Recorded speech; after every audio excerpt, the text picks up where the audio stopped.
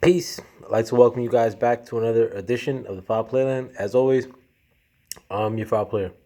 I want to make this video regarding Errol Spence's fans and the utter stupidity that they emanate on the boxing landscape and YouTube mostly. But um, I want to take you guys back to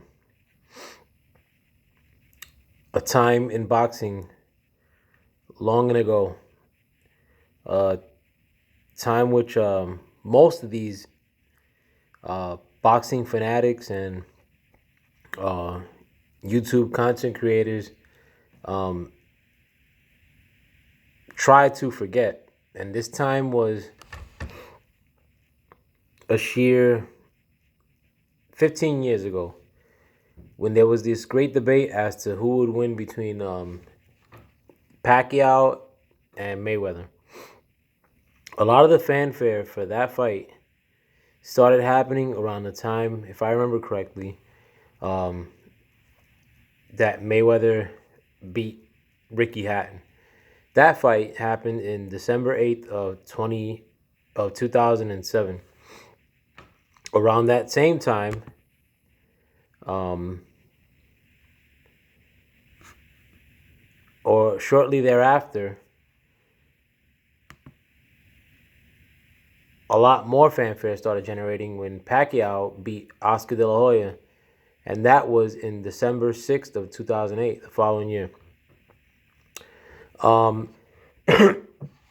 During that time, a lot of the debate online between people that were rooting for Mayweather, people that were rooting for Pacquiao, only wanted one fight, according to both parties.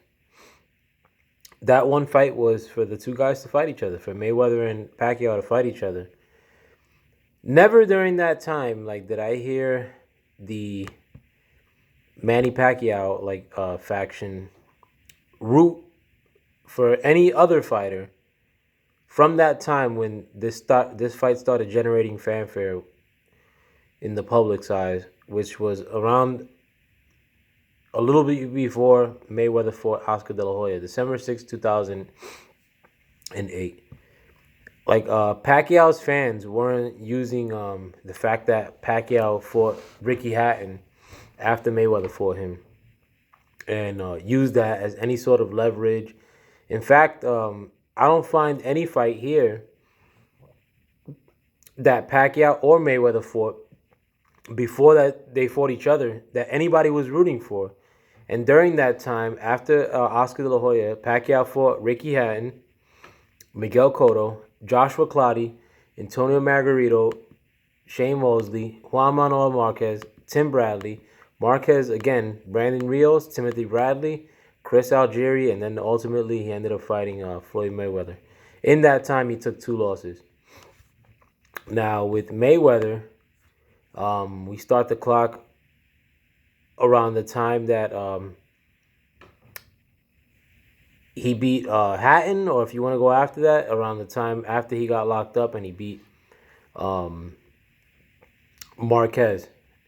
But after Mayweather fought Hatton, he ended up fighting Juan Manuel Marquez, Shane Mosley, Victor Ortiz, Miguel Cotto, Robert Guerrero, Canelo Alvarez, Marcus Maidana again, and then Manny Pacquiao. Mayweather fought 9 times before he fought Pacquiao, and Pacquiao fought 12 times from around that time, 2008, 2007, and up.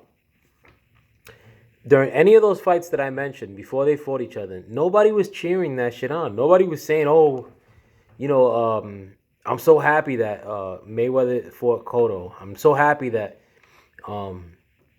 Pacquiao fought Cotto. I'm so happy that Pacquiao fought Clottey. I'm so happy that Mayweather fought whoever. Nobody cheered any of those fights on. But those fights, which were all way bigger fights than Ugas, when you talk about Shane Mosley, Ortiz, Maidana, Cotto, Clottey,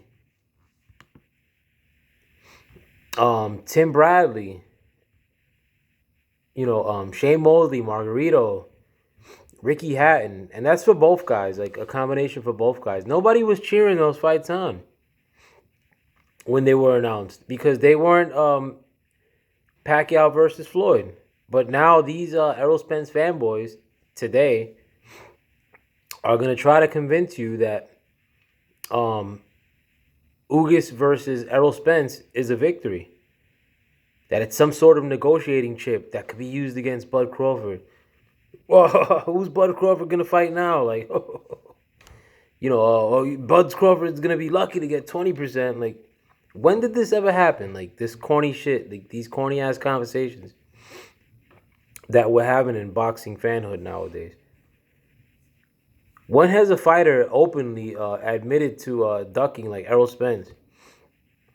And now he has his ravaging fanboys coming right behind them and trying to pick up the pieces and trying to tell you you're crazy for expecting Errol Spence and Bud Crawford to have already fought in the 6+ years that they've been rumored to be fighting each other. We're not going to get this fight anytime soon. At the very least, we're going to get that fight a year later. I contend that we're never going to get that fight.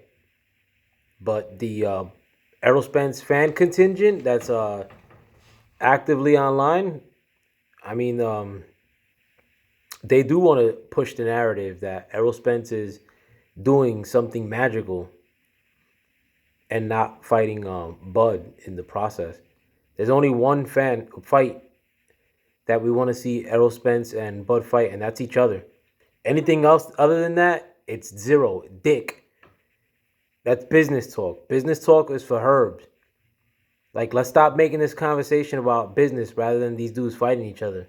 And that's what y'all doing, the Errol Spence fan base. The most hoish, wifey-ish, like, not even wifey-ish, baby mom attitudes that I've seen online has been coming from y'all. And it's getting really bad in this past 6 months.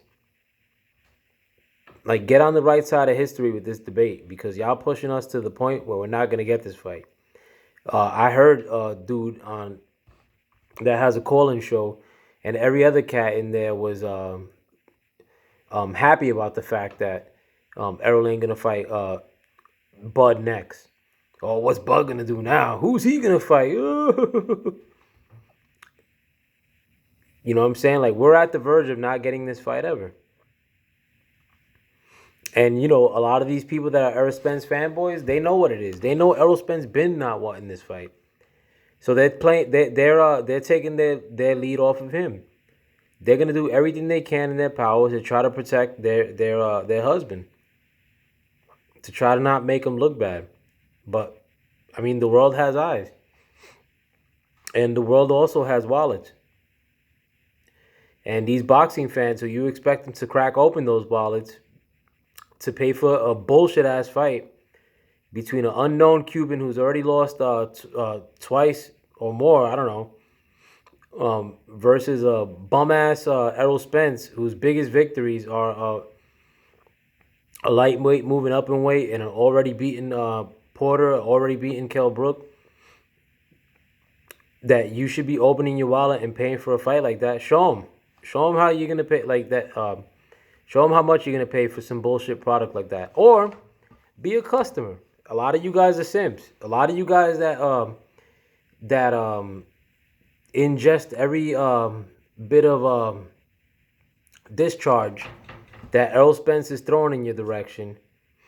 You guys are simps when you talk. You guys are customers.